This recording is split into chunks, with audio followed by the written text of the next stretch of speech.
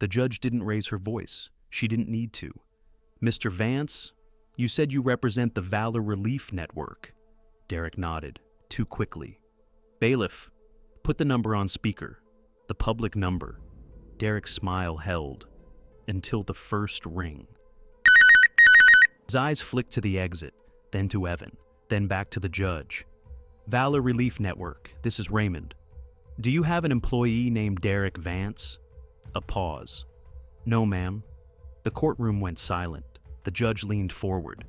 Then tell me why he's emailing donors from an address using your name. Another pause. We've had reports. Derek swallowed. Hard. County Civil Court, Tuesday morning. Most people imagine court like a movie. Shouting, banging gavels, dramatic confessions. Real court is quieter than that. It's paper, timelines, receipts, and a judge who has seen every kind of performance. Evan Brooks stood at the plaintiff's table with a thick folder and tired eyes. 31, married. The kind of man who paid bills early. He wasn't here because he enjoyed lawsuits. He was here because someone used his trust like a crowbar. Judge Linda Harrow looked down at the filing. Mr. Brooks, you're asking for $56,000? Yes, Your Honor. $50,000 was the deposit. $6,000 was what I had to spend when everything collapsed. Printing, vendor fees, non-refundable travel, the whole mess. And you believe Mr. Vance obtained that money by fraud? Evan's voice stayed calm, but there was a tremor under it. He claimed he worked with a veterans charity. He promised sponsors and a venue. He pushed urgency. He told me to send a deposit to secure the date. When I asked for proof, the proof never came. And the venue says they never saw a dime. Derek Vance, 34, charcoal suit, easy smile, spread his hands. Your Honor, I did work. I made calls. I negotiated. He's angry because he changed the plan and panicked. Judge Harrow nodded once. Facts, dates, evidence. Mr. Brooks, start at the beginning. It started with a good intention.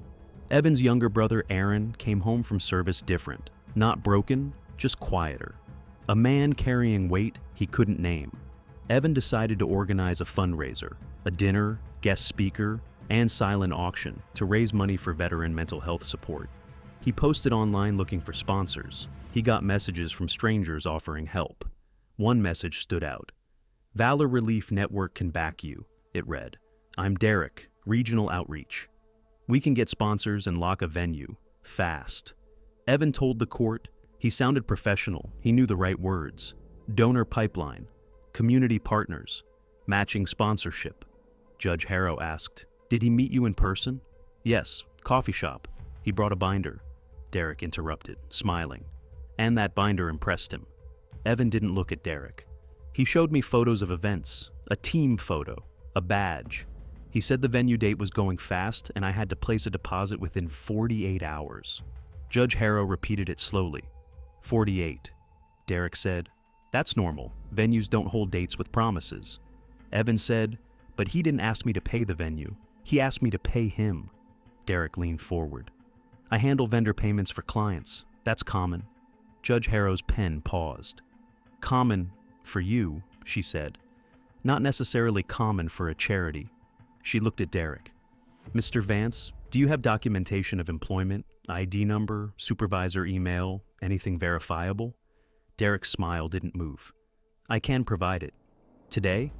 Derek hesitated half a beat. I didn't realize. You're in court, Judge Harrow said. People tend to realize. Evan opened his folder. Your Honor, I asked for proof. He sent a photo of a badge and a PDF invoice with the charity logo. A photo is not proof, Judge Harrow said, almost bored. Derek's jaw tightened. Evan slid the invoice forward. It says venue deposit and processing fee. Total $50,000. Judge Harrow asked, payable to who? To Derek Vance. Derek said, because I was going to transfer it to the venue. Judge Harrow said, show me the transfer. Evan held up his phone, then a printed statement, because he knew phone screens could be questioned. April 3rd, $50,000, sent through a payment app. Judge Harrow read slowly. Recipient, Derek Vance. Derek nodded, acting offended. Yes, that's me. Judge Harrow looked up. Where did it go after that? To Stonebrook Event Hall. Judge Harrow asked, "Do you have proof you paid Stonebrook?" Derek said, "It was paid through a service. It doesn't show like..." Judge Harrow said, "So, no." Evan slid another set of papers. "I emailed Stonebrook directly. Here's their response.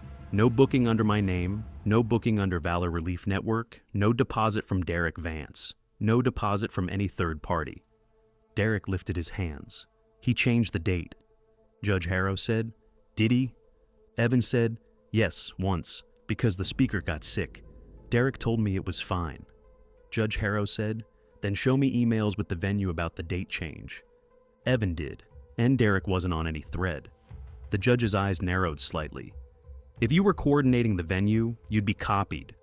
Derek shrugged. "Evan handled some of it." Evan said, "Because Derek stopped answering when I asked for the contract." Judge Harrow said, "How long after the payment did you request a contract?" "Same day, then again, then daily." Evan didn't dramatize it. He listed it. "April 3rd, I asked for contract." He says, "Soon." "April 4th, venue is finalizing." "April 6th, sponsors first." "April 8th, trust me." Derek laughed softly. "He's exaggerating." Judge Harrow said, "Mr. Brooks, do you have the messages?" Evan said, "Yes." He handed over a printed export with timestamps. Judge Harrow skimmed. Her expression didn't change, but her voice cooled. "These messages include pressure tactics." Derek said, "It was urgency, not pressure." Judge Harrow said, "You wrote, 'If you don't send it tonight, we lose the date.' Then you wrote, 'Don't embarrass me by asking again.' Then you wrote, 'Make noise and you'll regret it.'"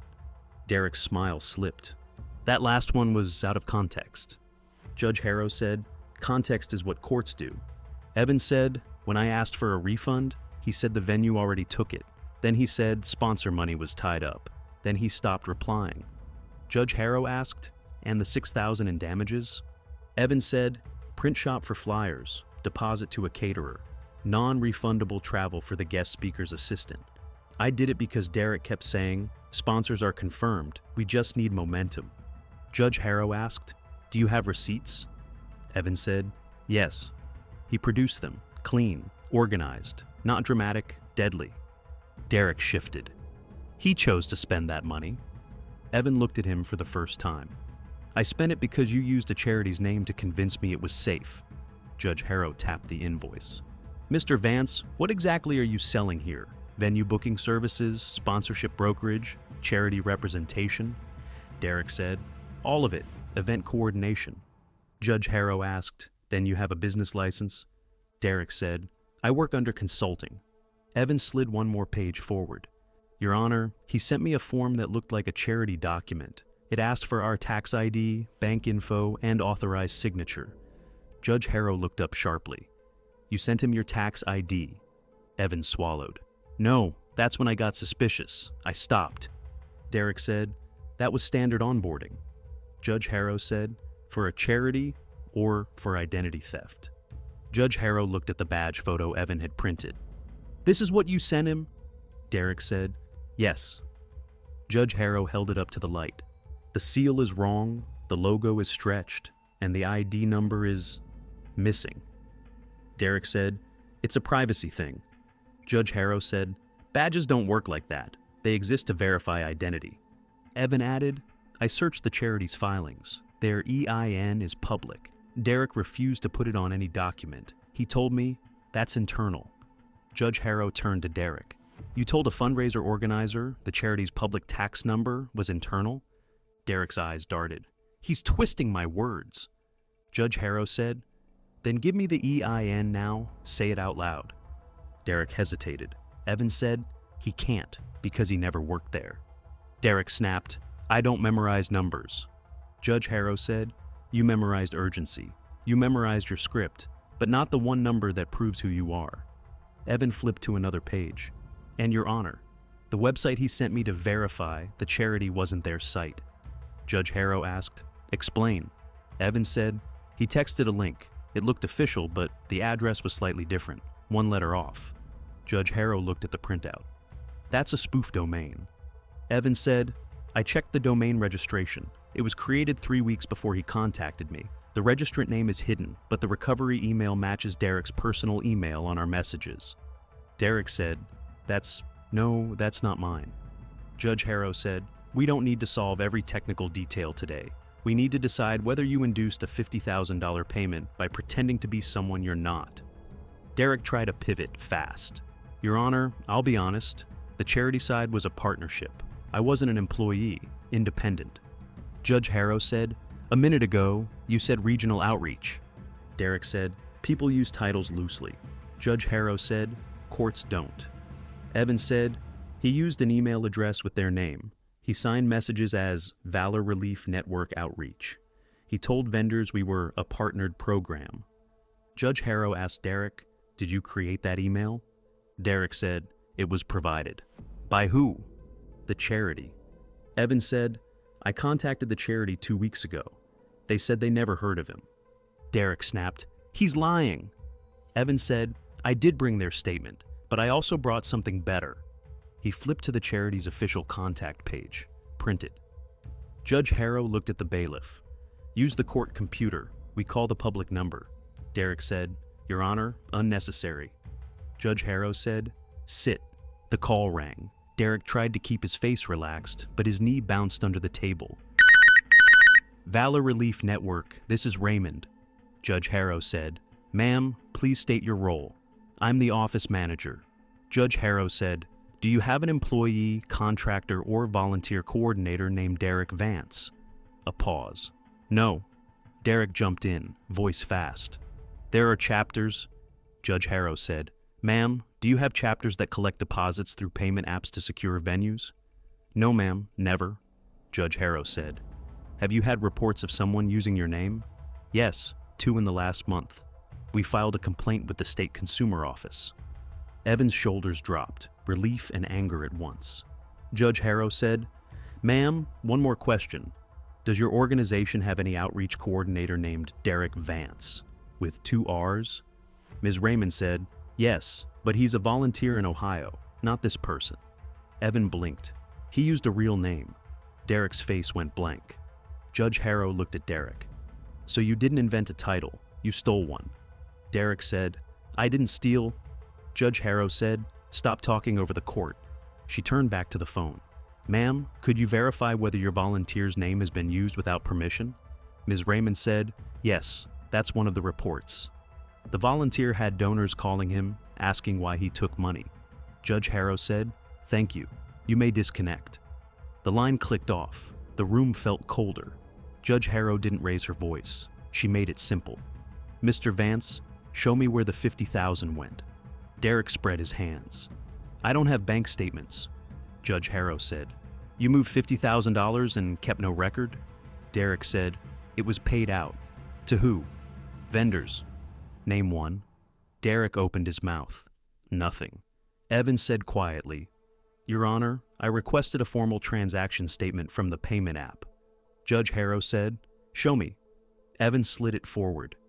It shows transfers from Derek's account within 24 hours. $32,000 went to an account labeled Vance Consulting. $10,000 went to a car lease payment. The rest was split into smaller transfers. Derek snapped, that's not what it looks like. Judge Harrow said, it looks like you took a deposit intended for a fundraiser and bought yourself time and luxury. Derek tried his last lie. I was going to donate it back. I just needed... Judge Harrow cut him off. You were going to donate it back after you got caught. Silence.